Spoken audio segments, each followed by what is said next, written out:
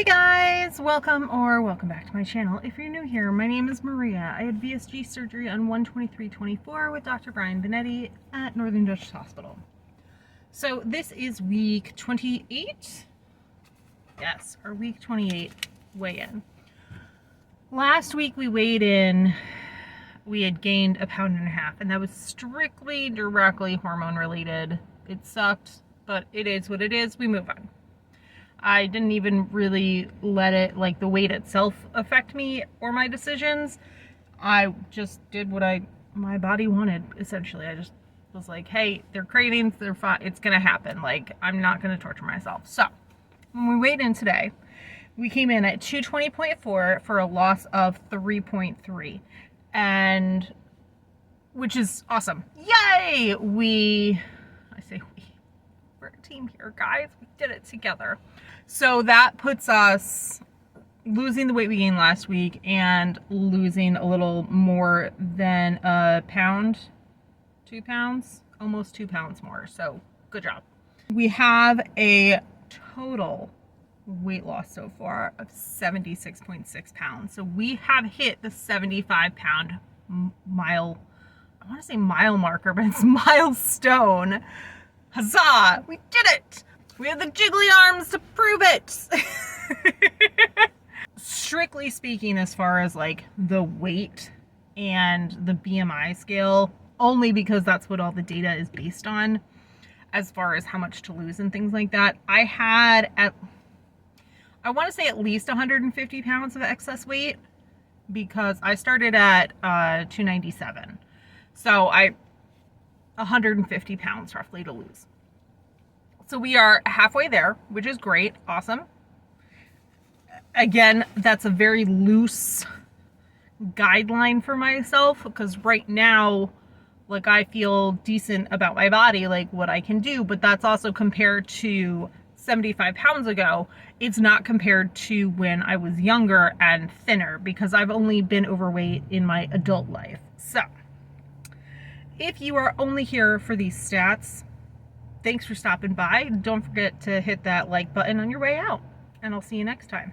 Today's topic, I guess I will say, is grief and grace days and dealing with what life throws at us. Half of my family is estranged from me. My womb donor and her family, completely estranged, have been for years. Earlier this week, I found out that one of my aunts on that side of the family passed away.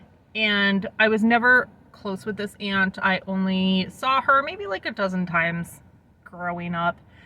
It wasn't like she was a big part of my life or anything. So I found out Thursday morning while I was at work.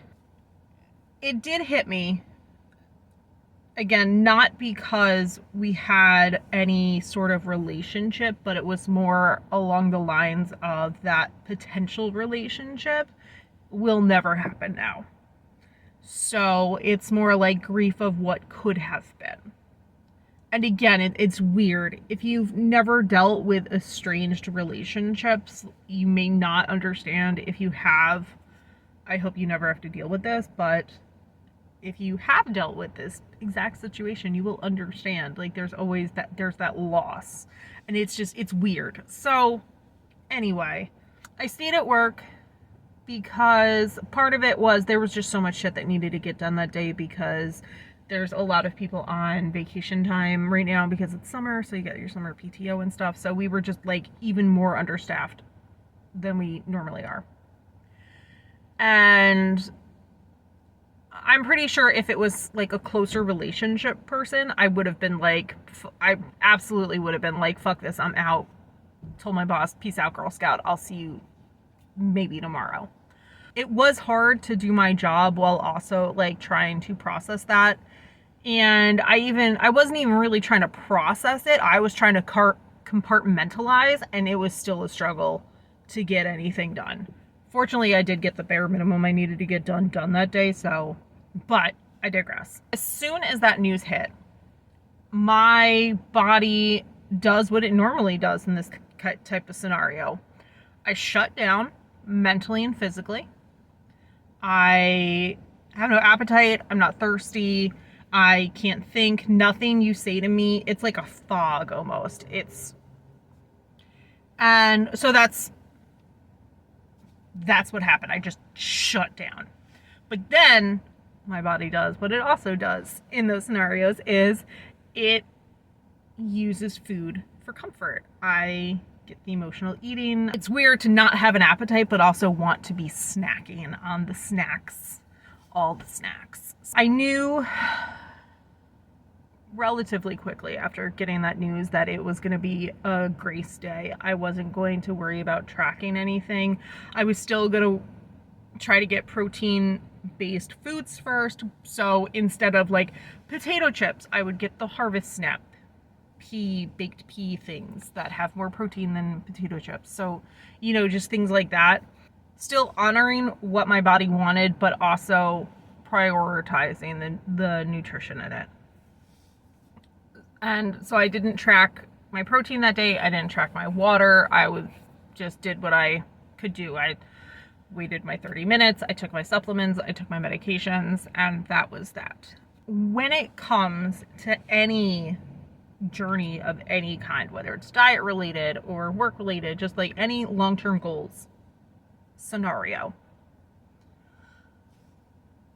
there's going to be days that you need absolute grace because life has just thrown a bomb on top of you, like I just experienced. And those are the days we don't beat ourselves up for, because those are completely unexpected and you just do what you gotta do. Those are those grace days. But days are low days. That's what I call them. The low days. You have no energy, no motivation. You're just not feeling it, whatever. Like where you are not at your normal performance level and you are below your normal performance level. We're not talking about your high, like super productive days. Your low days. Those days we know are going to happen, so we can build in a plan. So on my low days, I have my non-negotiables. I need to take my medications. I need to take my omeprazole for the stomach protection acid reflux thing. And I need to take my SSRIs. If I was being a really good bariatric patient, I would say I need to take all of my other supplements and everything, but this is a low day. These are the days where we can't guarantee we're going to have the mental capacity to do that. And I'm also speaking from the point of these low days are not consecutive. You're never going to have more than, say, 2 low days in a row. So you skipping your multivitamins for 2 days out of, say, 3 months isn't going to make or break you. So for these low days, you have to have a plan in place with your non-negotiables. And as I just mentioned, I have my medications that I have to take. I need to protect my stomach and I need to protect my brain. So we've got that. Another non-negotiable is protein. And with that, it is however you want to get your protein in that day. Whether it's you eat 3 yogurts and you get your 60 grams that way, great. If you just want to live off cheese sticks for the day, more power to you. Go. Do it. If you are like, hey, I don't have it in me to even chew today, you just drink your protein shakes. Okay? If you are still traumatized from your protein shakes, then we're going to make them smaller. We're not going to do 8 ounces of water to however many scoops. We're going to do 4 ounces and we're going to chug that shit if we can. Like whatever you have to do. You need to have a plan for those low days. The grace days, you could have a plan for that just in case. It never hurts to have those in your back pocket for when it's going to happen, because those bombs, we know they're going to happen. We just can't plan for them. We can plan for the low days. So low days, non-negotiables, we got to have them. Your grace days, you have non-negotiables, but they're completely reduced. So you've got your normal days where you take all your vitamins, supplements, medications, you get your protein in, you get your water in, you get your exercise in, whatever those goals are for you. You hit those every day. That's your you're maintaining. That's your maintenance every average day. High performance days, you get in an extra workout, you get in more protein, more water, what have you. Great, awesome, bravo. Low days, you take your average performance, you're cutting it down. You just get those medications in, you just get that protein in, you just get that water in. If that's too much, because everyone's low days are different, medications, water. That's what, hydration is more important than protein. We learned this in our liquid phase, whether it was pre-op and post-op or just post-op. Liquid phase, we learned hydration is number one, then protein. That's how you structure your low days. And then your grief days, take your medications and fucking survive. The end. One of the most important things to remember when it comes to your low days or your grace days, if I've called them grief days throughout this video, I apologize.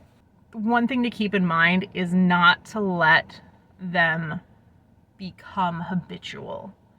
So I lost an estranged family member. I needed one grace day. That was good for me, my body, my mental health. Great. Low days, I try not to have more than 2 in a row. You know, maybe I've been going extra hard and I took a weekend off from everything. Okay. If you need more than 2 days where you are not getting your vitamins, medications, protein, and water, then we need to reevaluate. That 2 days is based on me and my experience, because after 2 days, the chance it's going to get really hard to get back into the swing of things for me personally. Life is going to happen on whatever kind of journey you're on, whatever kind of goals you're working on. And one of the best things we can do for ourselves is to plan for what's going to happen. We know those low days are going to happen. We know those high days are going to happen. Knock on wood, those grace days are not needed, but if it happens, it's good to have a plan for those too. So that's all I have for this video. I don't know when it's going to go up. Hopefully this weekend. We'll find out what I can squeeze in. So I will talk to you guys in the next video. Don't forget to like and comment, and I'll talk to you guys later. Bye.